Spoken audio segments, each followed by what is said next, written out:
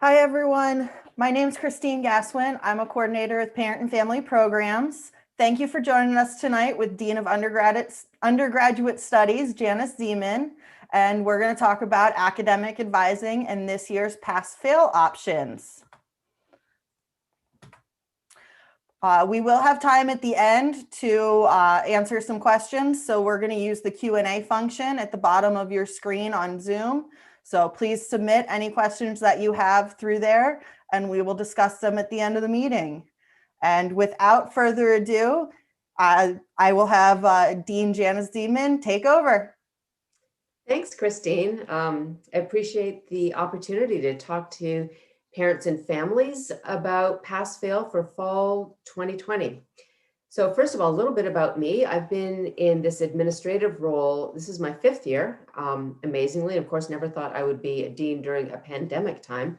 And before that, I still am a faculty member in the psychological sciences department. So I don't teach currently because this is a more than full-time job, but I do some research and have students in my lab. And I've been a professor for, probably over 25 years. So anyway, that's a little bit about me, and I am ready to go to the next slide and talk to you a little bit about pass-fail, what the context was, what the process, and then the nuts and bolts of what we're doing for this semester. And then I'm sure you'll have some questions, and I'll try my best to answer them. And if I can't answer them, then certainly look up the answer and get that back. So, okay, so this semester is different than our spring 2020 semester, in which the pandemic caught us all off guard in March, and we were in emergency mode and switched to a pass-fail policy that really responded to the emergency situation that we're in, and the fact that no faculty had really been prepared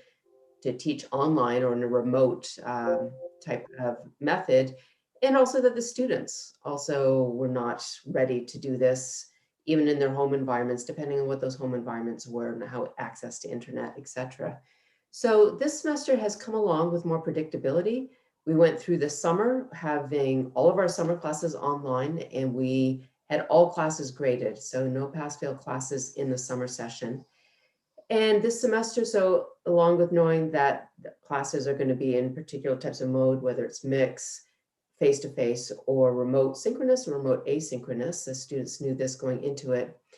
And they've also had experience with these variety of modes, and the faculty have gained experience and worked hard on their courses over the summer after having that initial shock to the system back in March and April, when everybody was pivoting incredibly quickly to a new type of learning instruction. However, we thought that there should be some acknowledgement of the challenge of learning still in this pandemic situation, even with the majority of our students back on campus. So we can go to the next slide, Christine. So the process, how did we make the decision about how to decide which pass-fail policy we should follow or enact? And there is a group of faculty and other administrators plus students that's called the Educational Policy Committee, EPC. And this is a committee that is across all of the different schools, so business, education, members on it, and as well as arts and sciences being the predominant members on this committee. And they decide on undergraduate curriculum. So whenever there is a new class that is being offered, or any of our general education curriculum called the CALL curriculum, those have to come through the EPC for approval. So there have to be specific things, especially with our general education requirements, there have to be specific types of experiences that students have. And this committee, the EPC, is really the governing body, governing faculty body, governing administrative body that approves these types of decisions that are related to undergraduate curriculum. So I asked them to consider a pass-fail policy for the fall 2020 semester. And then, so they decided to make a decision that enables students to have a wider range of options and greater flexibility in choosing pass-fail for the fall semester than they typically would. And we'll go into those details in a minute. But they made the decision that, yes, we're still in pandemic times, there is still some merit that there should be at least some flexibility offered for our students going forward in this semester. After they made that decision, then it was approved by myself, Dean for Faculty of the Arts and Sciences, who is Dean Maria Donahue-Veleca, and then the Provost Peggy Agouris.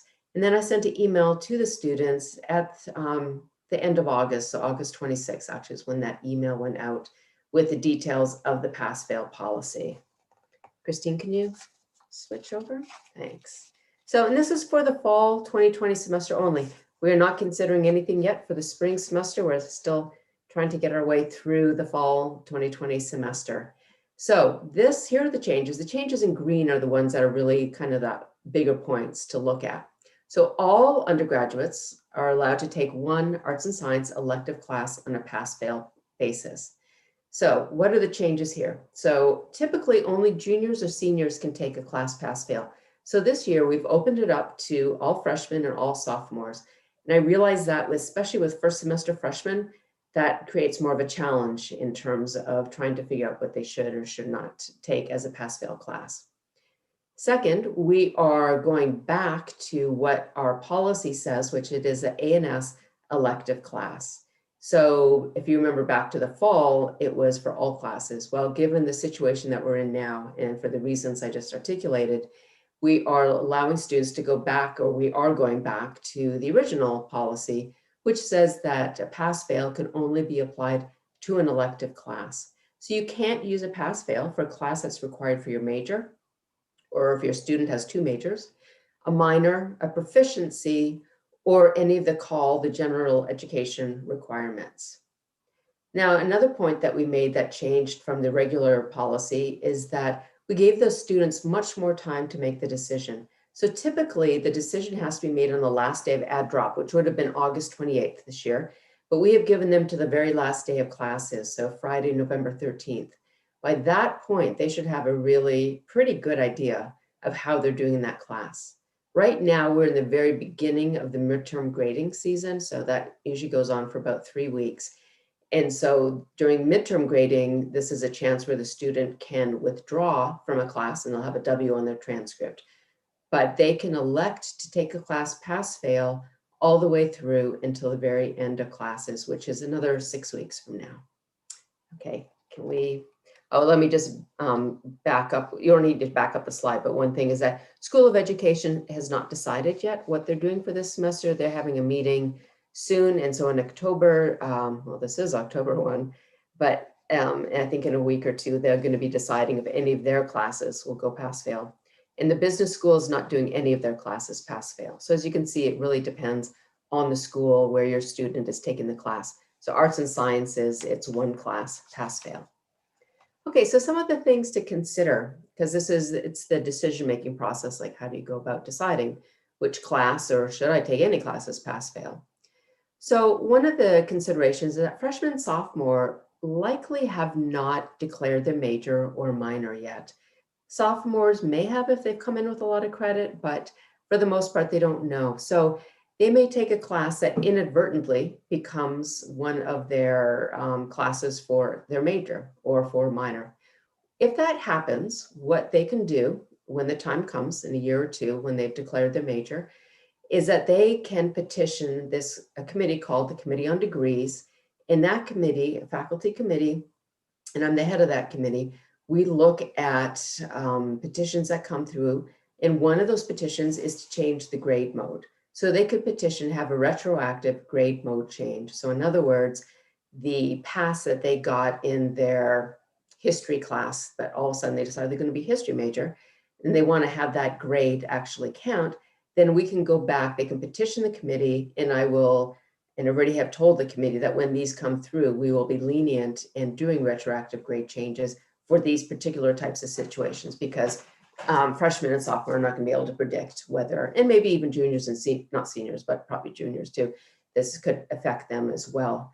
And so the actual grade for the class stays active in Banner in our grade system.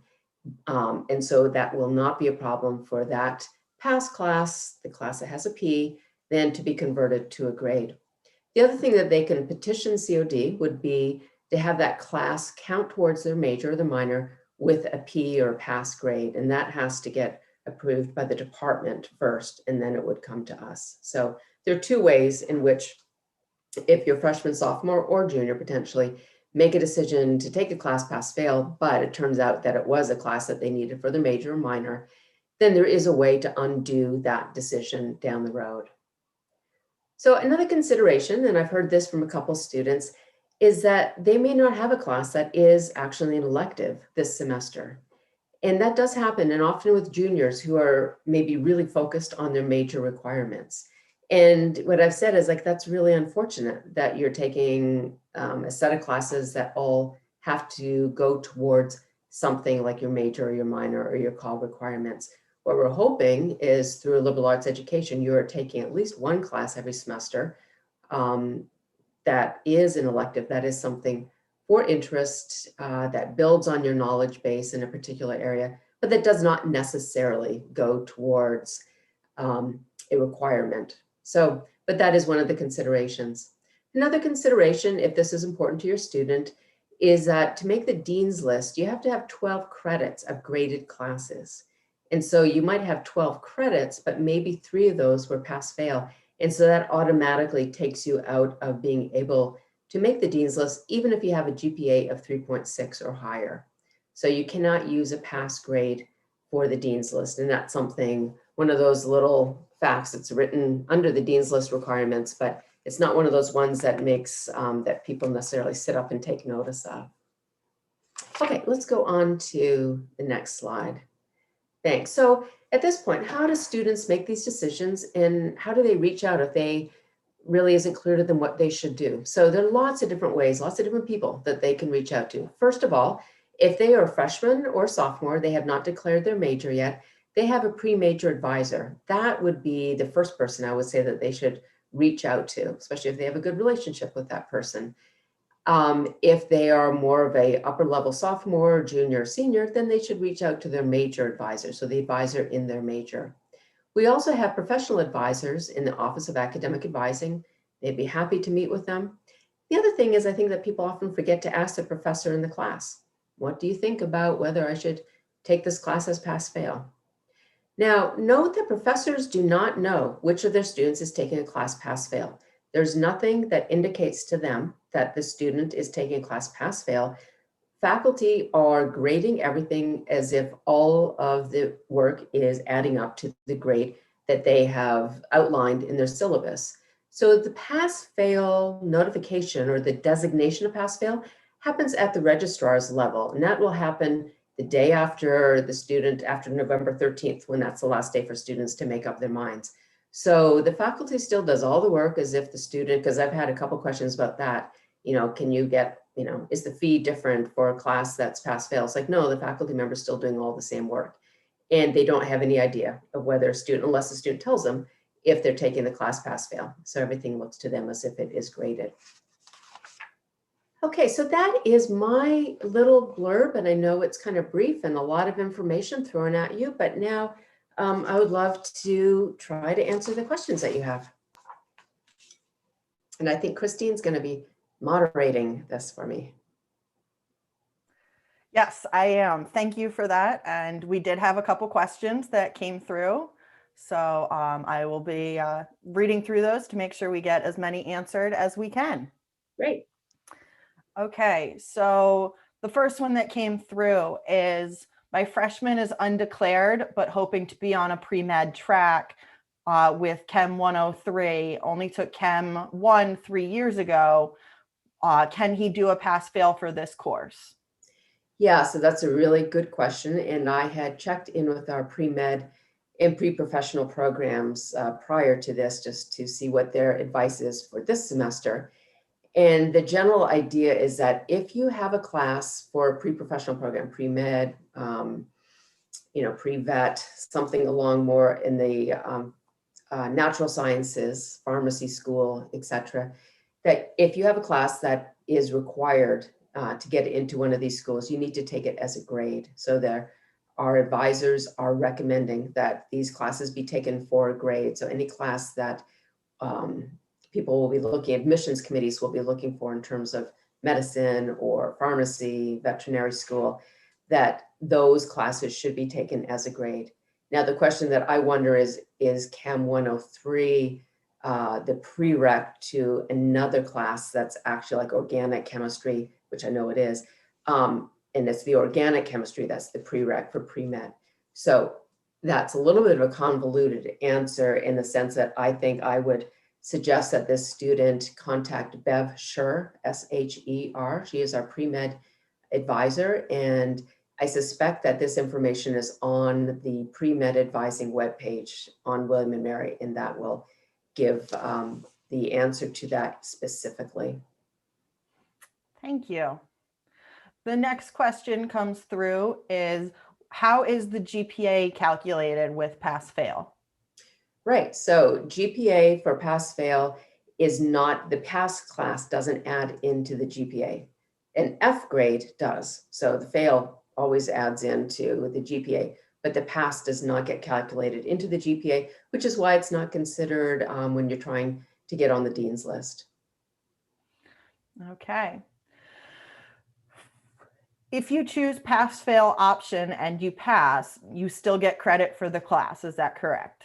Yes, yep, absolutely. So however many credits you took it for, you get those credits applied. Okay.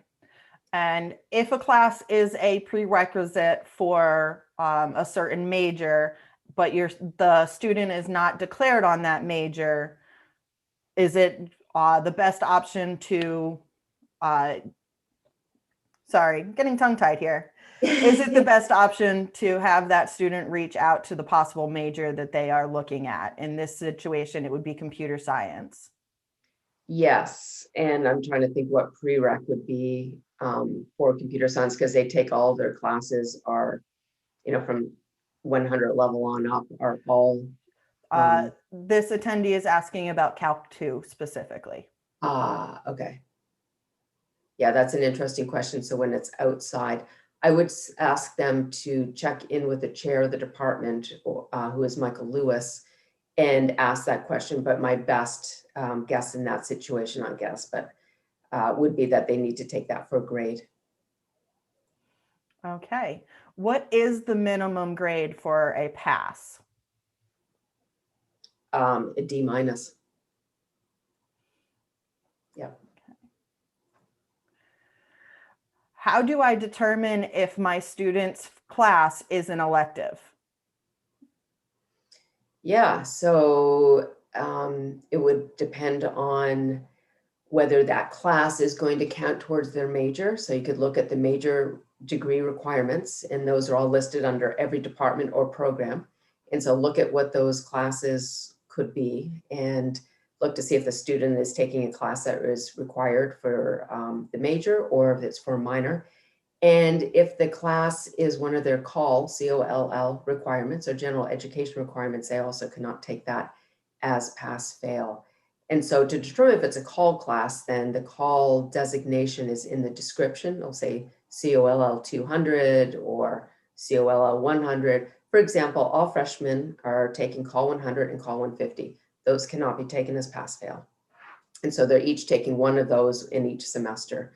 So that's for freshmen. You know, occasionally you'll have another upper level student who might be taking one, but that's generally the guidance there. Okay. This question comes in with, my daughter wants someone to help her with her 4-year course plan. She is looking for a pre-med track. Which advisor can help most? The pre-major, academic, or pre-med advisor? I would suggest that the student look at the pre-med website first. There's a ton of information on that. And then go to the pre-med advisor, Bev Sher. Again, Bev gets a lot of these. There are a couple other pre-med advisors too, but she's the primary one with her plan. And that plan may be more sort of the science classes, the social science classes that are pre-med. And then the other classes that will fill up the 120 credits, she could go to her pre-major advisor or major advisor. So kind of a 3-step process. Look at the webpage, kind of go through all those, because the pre-med requirements are pretty lockstep and they're pretty much year by year. It's pretty clearly laid out, but that's not going to fill all your credits. And so after you have all of those done, then it's what is your major and how do you fill those requirements and then your call requirements. So it's kind of a building process, but the pre-med is really lockstep year after year. And then you kind of fit the other classes around those pre-med requirements. Okay. This next one is, how does a language in the 300 series count for pass-fail if you are not a language major, just taking it because they want to? That would definitely be a pass-fail. So that's a really great example of an elective. So you can't take, because foreign language proficiency are at the 100 and 200 level, so 101, 102, 201, 202, those get your language proficiency, and those you have to take for grade. But beyond that, once you have your FLP, foreign language proficiency, and you're just pursuing that language because you have an interest in it, that's a total great example of what could be used as a pass-fail class. Okay. Can a first-year student withdraw from one class and ask for pass-fail in another class? Yeah, two different questions. So the student can withdraw from a class up until the end of the midterm grading period, the withdrawal period. And that will, but here are the things to consider. So with withdrawing from that class, you have to make sure that you still have 12 credits to be full-time. So if they're taking 15 credits and they drop a 3-credit class, they're good. But if they're taking 14 credits and they drop a 3-credit, then you're down to 11 and you're not full-time. And that affects financial aid, that affects a lot of things. So that's a key thing you have to remember. So say they have 15 credits, they drop a class, they take a W. And by the way, almost all students are going to take at least one W. Students worry about having a W on their transcript. You know, that happens. It's not the end of the world at all. In fact, it's fairly commonplace. And so if that student still has 12 credits, then they can still elect to have another class be pass-fail, because they still, remember, it's a number of credits they're taking. And so if they still have 12 credits, they're still full-time, and 3 of those could be pass-fail. They can't make the honor roll though, because you have to have 12 credits of graded classes. Okay. We have a follow-up to the minimum to pass. Do you know the numeric value for a D-? It's typically 60, but I have to say that we do not have a, which is sort of odd to me. I still kind of wonder about this. We don't have a system where an A- is always 90 to 92. Every faculty member can determine, it should be on their syllabus, exactly what constitutes a pass and what constitutes a fail. If that's not on their syllabus, then the student should ask the faculty member, and it would be great if they asked in an email. And so they have that in writing. Wonderful. Can you advise how a student opts in for the pass-fail grade? Yeah, it's in Banner. And so they can go into their Banner. They can go into their Banner account, and there is an option there in which they just check what grade mode they want, whether it's graded or whether it's pass-fail. Awesome. All right, just a few more. No Suppose problem. a student chooses pass-fail for a class, then their major happens to have that class as a prerequisite. Can you repeat your explanation regarding the COD in this situation? Oh, what? They didn't catch it that first time? It's so complicated. Yeah, happy to do that. So the COD, Committee on Degrees, is a committee where we look at exceptions to rules. Generally speaking, we do not change the grading modality. So whether it's pass-fail or grade, we generally don't do that retroactively. We don't do that after add drop. We're in unusual times, so we're being more lenient in some of those situations. So that student, when they realize that they need a grade for that class and they took it as pass-fail, then they can look on the registrar's webpage and look under petitions, or they can just simply email the Office of Academic advising@wm.edu, and they can help walk them through it or give them the link to the form. But there's a form, the student fills that out, it's all online, and requests a change, a retroactive change to grading mode for the specific class. And then that will go to the committee. The committee usually meets once a month in the beginning and the end of the semesters. They meet more frequently. And a lot of those requests I'm allowed to do on behalf of the committee, because we agree on certain principles of, in things like this, where we're going to be more lenient in terms of allowing those requests to go through. So that's what they would do. And again, this may be in a year's time, 2 years' time. But those will be things that we'll be expecting to have come down once the freshman and sophomore decide, what major they want to pursue. Okay. If the student is not in any classes that offer the flexibility of pass fail right now, can you explain the policy about retaking courses? Yeah, we generally do not allow students to retake a class unless they have an F. So if they fail a class, you can retake the class, but the F does not disappear, so the F stays. But if you get a C- and you just wish you had gotten a better grade, unless there is, again, no situation in which you can retake that class. If you think that the grade is unfair, the student thinks that the grade was unfair, or there was some extenuating circumstance, and it really has to be extenuating, they can go through a grade review process. And the grade review process is outlined on the webpage. But essentially what it does is there are a series of steps. You go to the professor first and explain the situation and see if the professor is willing to do anything or sees merit in the situation. If they don't, then the student can progress it up to the chair of the department. And there's just a series of steps. But this is something that really has to be extenuating circumstances, or you think there was something, the student thinks there's something really unfair that happened in the grading of the class. Doesn't happen very often, but that process is available for students. Can you repeat the withdrawal deadline again? Yeah, and of course, I gave it to you in a rough kind of way because I don't have it committed to memory, and I should.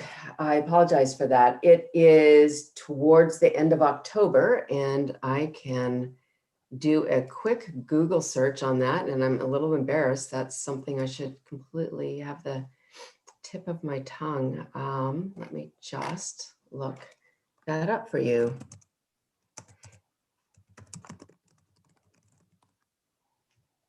Hopefully it'll pop up quickly. Mid-semester withdrawal dates. And in fact, a person could actually email me too, so I'm not taking everybody's time while I'm trying to look that up. Perhaps that my email is JLZ as in zebra, JLZEMA. I don't know if we can put that in the chat or something like that, but JLZEMA@wm.edu, and can totally give you the withdrawal deadline. My thought is that it's either the 23rd or 30th of October, and in at midnight, and I'm leaning towards the 30th, but I will let you know for sure. I shouldn't be guessing about that date. Okay. Can a student opt to keep a pass-fail class even if it turns out to be a major requirement? Yeah, so the situation would be if they had enough credits to get their major, and then the class that they took pass-fail is above and beyond, like, again, psychology is my home, so I know these requirements. So if they 36 credits to get a psychology major, say they had 39 credits of psychology classes, they could elect that those three credits would go towards their general 120 credits, and it could be pass-fail. So in effect, that would turn into an elective. However, if they took 36 credits of psychology and that pass-fail was part of those 36, that wouldn't work. They'd have to take another class. Okay. If a student chooses a grade by the November 13th, can they change to pass-fail after final grades are posted? No. So we're firm on this one. November 13th is the last day that they can take, so that they can make their determination by midnight, 11:59 on the 13th. So yeah, that leaves us, students who are borderline on whatever grade that they're hoping to get, and they should have a pretty good indication of where they are in the class by the 13th, but they can't take into account what they'll do on their final paper or final exam. Okay. Does a W on a transcript look bad when applying for graduate school or a pass-fail grade? Yeah, not during these times. So both last semester and this semester, and everybody knows that, these are really unusual times and difficult times in terms, or challenging times to learn in these different modalities. So a pass-fail grade does not look bad, as long as it's not, from what I'm understanding, not as long as it's not for some of the requirements to get into professional schools.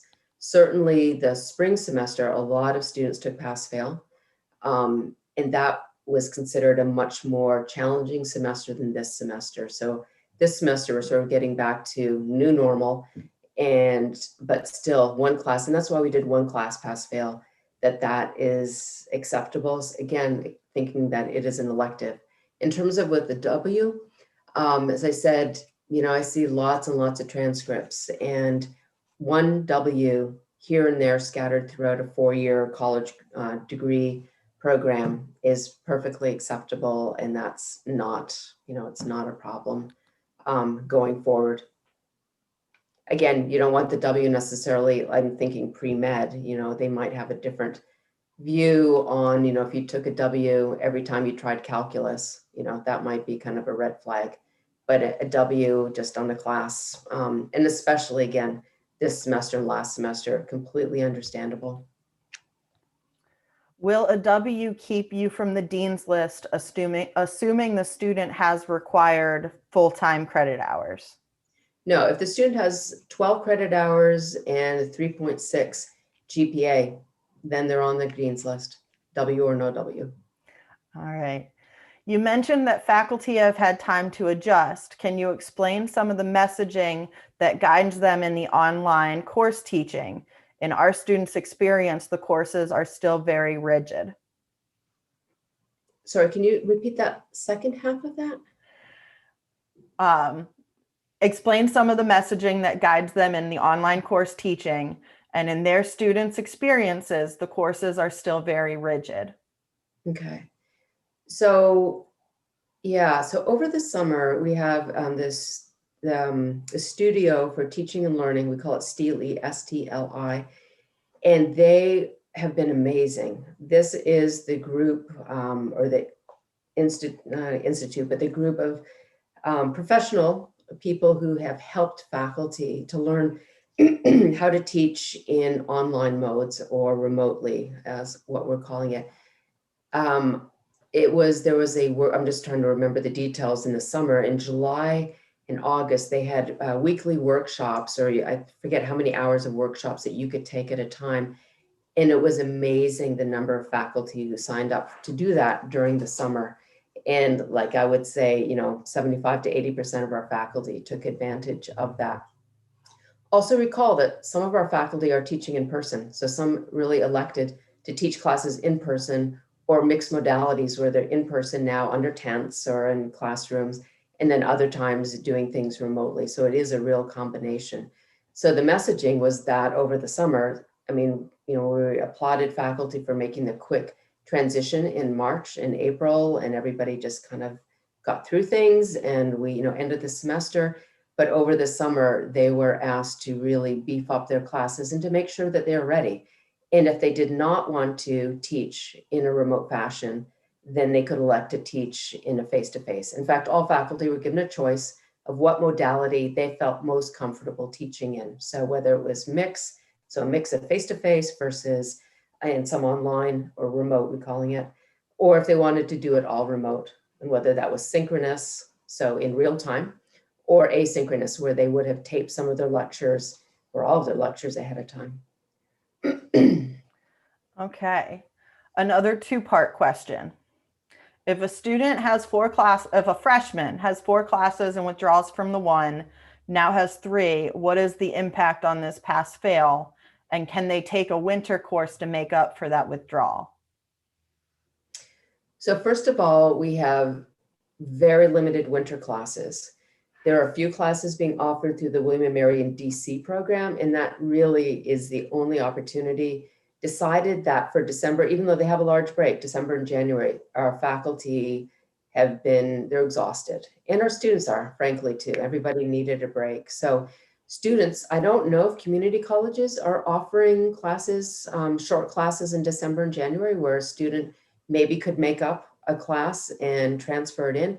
A better option would be to make up a class during summer session. We had a very, very large summer array of classes last summer, all remote. We're hoping that this summer we'll be able to have some remote and we'll be able to have some on campus. And so again, if your student drops to 3 classes, the key is you want them to be in 12 credits. And if they're not in 12 credits and they drop below 12 credits, you really need to speak with the Office of Academic Advising and also with financial aid. They will not be considered full-time, and that becomes a problem.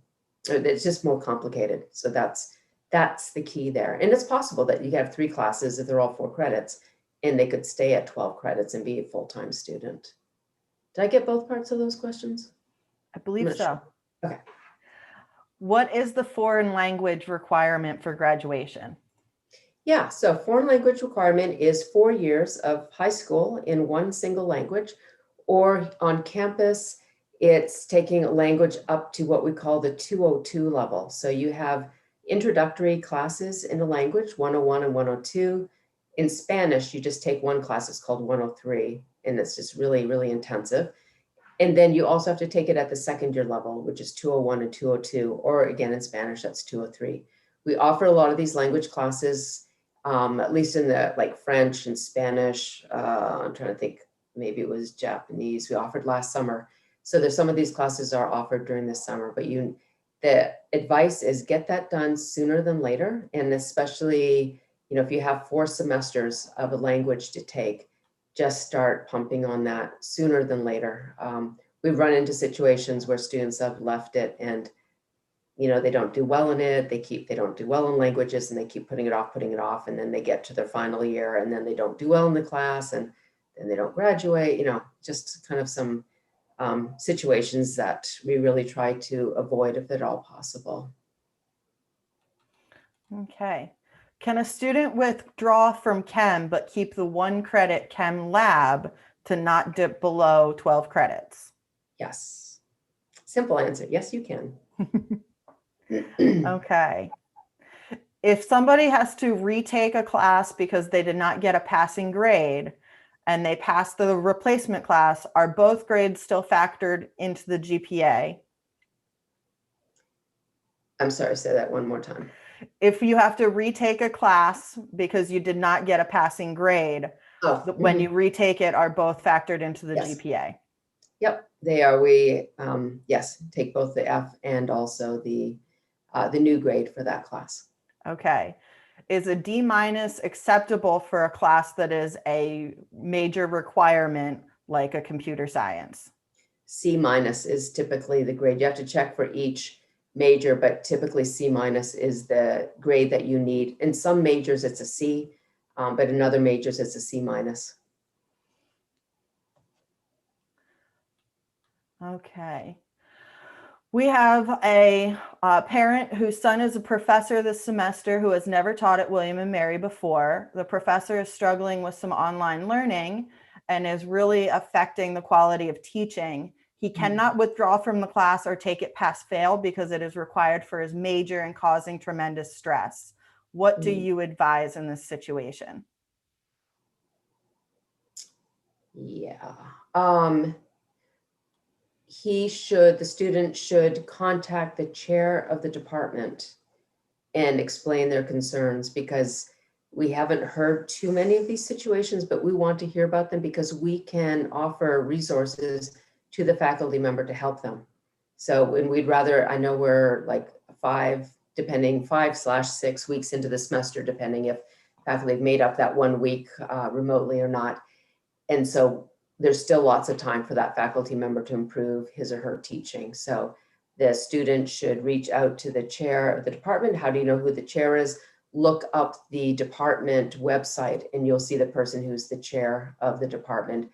And that's part of their job. So the student can email and express their concerns to the chair, and then that chair will either reach out to the student or they may not, and they may just go talk directly to the faculty member. And the student can ask that their name not be used, and that will be followed. If the student really feels uncomfortable about this, they can certainly write me first, and I can contact the chair. But either way, it's fine. Okay. And the last question for the night, how does a student know if AP credit has been granted from high school classes? That should be notated in degree works. And if for some reason it is not in degree works, in their degree works, they should contact the registrar and ask what's going on, because maybe the scores didn't arrive or there's some problem, but they should look at degree works. And they can also ask their pre-major or major advisor to help them if they're having problems understanding. I think there were two things in the actual chat too. So the deadline, yeah. Oh, okay, right, okay, great. All right. Well, thank you so much for joining us tonight. This was very informative, and hopefully all of our parents got something out of it. Yeah, and I'm just looking in the chat, it says October 12th is the withdrawal date, which I was way off. And again, I apologize, but I'm going to go back and look at that. And I'm wondering, is there some way that you can message that out to everybody, Christine, who's on this call, or is that not possible? I don't know. I don't know if we can send out the withdrawal date. It's all over. I mean, I'm totally embarrassed that I don't have that at my fingertips. It is all over the web pages. We can all just look it up, but I can put it into the chat with all attendees right now. okay. But I'm going to double check it.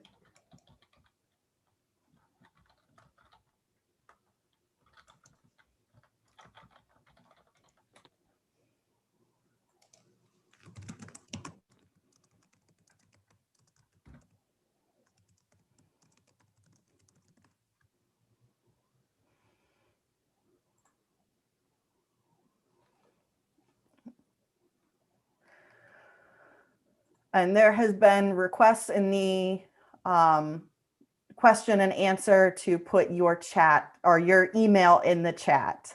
Mm-hmm. Okay, sure. Go. Here, I can put that in there.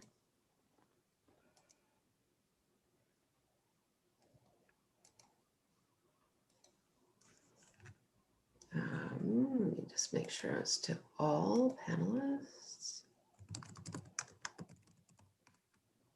There, just put that in. That's not the, that's, yeah, that will work. That will get to me faster than the other one. Wonderful. All right. Thank you so much for your time. Have a great night. Great. Thanks, everybody. Bye-bye.